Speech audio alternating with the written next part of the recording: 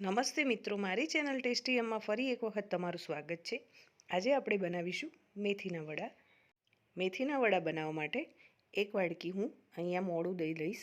એની અંદર આપણે અડધી વાટકી ગોળને મિક્સ કરી અને થોડીવાર માટે પલળવા માટે રહેવા દઈશું।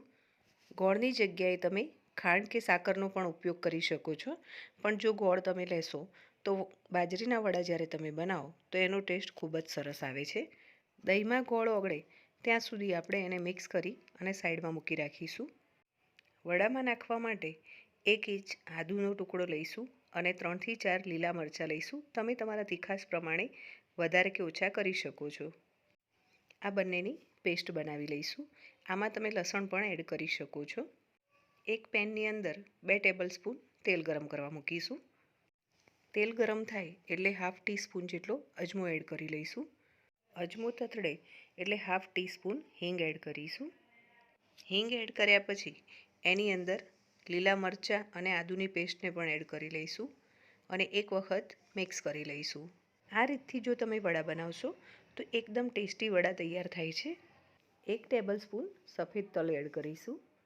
સફેદ તલ ફૂટે એટલે અહીંયા મેં લીલી મેથીને ધોઈને રાખી છે એ એની અંદર એડ કરી લઈશું અને એકાદ મિનિટ માટે એને રોસ્ટ કરી લઈશું, જેથી એની અંદર જે થોડું ઘણું પાણી રહેલું હોય એ બળી જાય।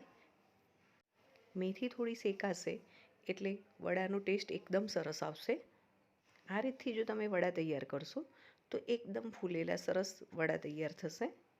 મેથી એડ કરશો ત્યારે એમાં પાણી રિલીઝ થશે। પાણી થોડું બળે ત્યાં સુધી એને શેકાવા દેવાની। હવે બાકીના રૂટિન મસાલા એડ કરી લઈશું। હાફ ટીસ્પૂન હળદર પાવડર એડ કરીશું। 1 ટીસ્પૂન ધાણા જીરું પાવડર એડ કરીશું। ટેસ્ટ પ્રમાણે મીઠું એડ કરી લઈશું। આની અંદર તમે લીલા મરચાંની જગ્યાએ લાલ મરચાંનો પણ ઉપયોગ કરી શકો છો। હવે બધા જ મસાલાને સરસ મિક્સ કરી લઈશું અને એક પ્લેટમાં એને ઠંડુ થવા માટે કાઢી લઈશું। આ મિશ્રણને ઠંડુ કરવું ખૂબ જ જરૂરી છે। જો તમે ગરમમાં જ લોટ એડ કરશો તો લોટ વધારે પડતો ઢીલો થતો જશે। હવે પિંચ જેટલો ખાવાનો સોડા એડ કરીશું। આની જગ્યાએ તમે બેકિંગ પાવડર પણ એડ કરી શકો છો। મિશ્રણ ઠંડુ થઈ જાય એટલે 2 વાટકી જેટલો બાજરીનો લોટ એડ કરીશું અને એની સામે અડધીથી પોણી વાટકી જેટલો ઘઉંનો લોટ એડ કરીશું। આ રીતનું જો તમે માપ રાખશો તો વડા એકદમ સોફ્ટ અને ફૂલેલા દડા જેવા તૈયાર થશે। અહીંયા મેં 250 ગ્રામ બાજરીનો લોટ લીધો છે અને 100 ગ્રામ જેટલો ઘઉંનો લોટ એડ કર્યો છે। આની સાથે તમે અડધો ચણાનો લોટ પણ એડ કરી શકો છો। હવે આ બધી જ વસ્તુને એક વખત સરસ મિક્સ કરી લઈશું। આ બધું એક વખત સરસ મિક્સ થઈ જાય પછી દહીં અને ગોળને જે આપણે પલાળીને રાખ્યું છે એ આની અંદર થોડું થોડું એડ કરતા જઈશું અને લોટ બાંધતા જઈશું। આ બાજરીના વડાનો લોટ આપણે એકદમ સોફ્ટ તૈયાર કરવાનો છે। લોટ જેટલો સોફ્ટ હશે એટલા વડા સરસ તૈયાર થશે। જો તમને વડા થેપીને આવડતા ન હોય તો ખૂબ જ આસાનીથી આજે આપણે વડા કઈ રીતે તૈયાર કરીશું એ જોઈ લઈશું। બધું જ દહીં અને ગોળ મેં આની અંદર મિક્સ કરી લીધું છે। હવે જેમ જેમ પાણીની જરૂર પડે એમ થોડું થોડું પાણી એડ કરતા જવાનું અને લોટને બાંધતા જવાનું। આ વડાને તમે બનાવીને 1 વીક માટે સ્ટોર કરી શકો છો। શિયાળો હોય કે પછી સાતમ આઠમ હોય તો આ વડાને તમે તૈયાર કરીને રાખી શકો છો। જો તમારે ક્યારેય ફરવા કે બહારગામ જવાનું હોય તો પણ આ વડાને બનાવીને તમે મૂકી રાખી શકો છો। લોટ તૈયાર થઈ ગયો છે। રોટલી જેવો લોટ આપણે બાંધીને તૈયાર કરવાનો। લોટ તૈયાર થઈ જાય એટલે 2 થી 3 ટેબલસ્પૂન તેલ એની ઉપર એડ કરી લેવાનું અને એકદમ સરસ મસળીને રાખી મૂકવાનો। લોટને તમે જેટલું મસળીને તૈયાર કરશો એટલા વડા તમારા સારા બનશે। હવે 15 થી 20 મિનિટ માટે લોટને ઢાંકીને રહેવા દઈશું। કોઈપણ તમે વાસણમાં જ્યારે લોટને મૂકો ત્યારે નીચે થોડું ગ્રીસ કરી લેવાનું અને પછી જ લોટ એની અંદર ભરવાનો, તેથી લોટ એમાં ચીપકશે નહીં। 20 મિનિટ થઈ ગઈ છે। હવે આપણે વડાને તૈયાર કરી લઈશું। હવે વડા બનાવતા જઈશું અને નાના નાના ગુલ્લા પણ સાથે કરતા જઈશું।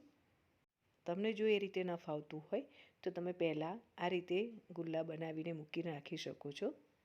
હાથમાં એક નાનું આ રીતે ગુલ્લું લઈશું અને 2 હાથની મદદથી આ રીતે હથેળી વચ્ચે મૂકી અને એને થેપતા જઈશું। જેમ જેમ તમે થેપતા જશો એમ તમારું વડું થેપીને તૈયાર થઈ જશે। એની ઉપર થોડા તલ લગાવીશું, જેથી વડાનો લુક ખૂબ જ સરસ આવશે અને જ્યારે તમે ખાશો ત્યારે ક્રન્ચી ટેસ્ટ આવશે. જો તમને આ રીતે ન ફાવે તો એક બીજી રીતથી પણ આપણે વડાને તૈયાર કરીશું.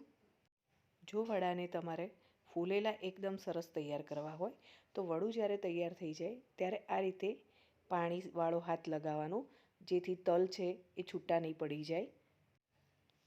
એક આડણીની મદદથી હવે આપણે વડાને તૈયાર કરીશું.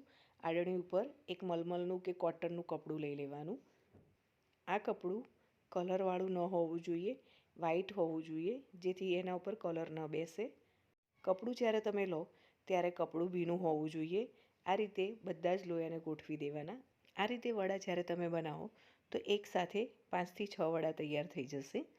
આ રીતે વડા જ્યારે તમે મૂકો ત્યારે સહેજ ભીનો હાથ પણ લગાવી લેવાનો અને હવે કોઈ વાડકીની મદદથી આ બધા જ વડાને એકદમ સરસ દબાવીને તૈયાર કરીશું. તમે તમારી થિકનેસ જેટલી જોઈતી હોય એ પ્રમાણે આ રીતે દબાવીને વડાને તૈયાર કરી લેવાના. હવે કપડું હટાવી લઈશું અને હાથમાં એક એક વડું લીધે જવાનું અને તલને લગાવતા જવાનું. આ સ્ટેજે જો તમને ક્યાંય વડા જાડા લાગે તો તમે હલકા હાથે દબાવી શકો છો. તલ આ રીતે લગાવ્યા પછી એના ઉપર પાણી લગાવવાનું ખાસ ભૂલતા નહીં. આ રીતે વડા બધા તૈયાર કરતા જવાનું અને સાથે તળતા પણ જવાનું. અહીંયા મેં એક સાઈડ તેલ ગરમ કરવા મૂકી દીધું છે. હવે તળવા માટેની પ્રોસેસ પણ સાથે કરતા જ જઈશું. આ રીતે બધા જ વડાને હાથમાં લેતા જવાનું અને જે તલવાળો ભાગ છે એ ઉપર જ રહેવા દેવાનું. આ રીતે એક એક વડા નાખતા જવાનું અને થેપતા જવાનું. જો બંને સાથે પ્રોસેસ કરશો તમે તો જલ્દી જ વડા તમારા તૈયાર થઈ જશે અને ખૂબ જ ઓછો ટાઈમ લાગશે. વડા જ્યારે તમે તળો છો ત્યારે ગેસની ફ્લેમ હાઈ રાખવાની. જ્યારે વડા તમે અંદર એડ કરો ત્યારે તરત જ એ ફૂલીને દડા જેવા થઈ જશે અને પછી તમે ગેસ સ્લો કરી અને એને ધીમા ગેસે ચડવી લેવાના. વડા જ્યારે તમે એડ કરો ત્યારે તરત જ તમારા વડાને પલટાવવાના નથી.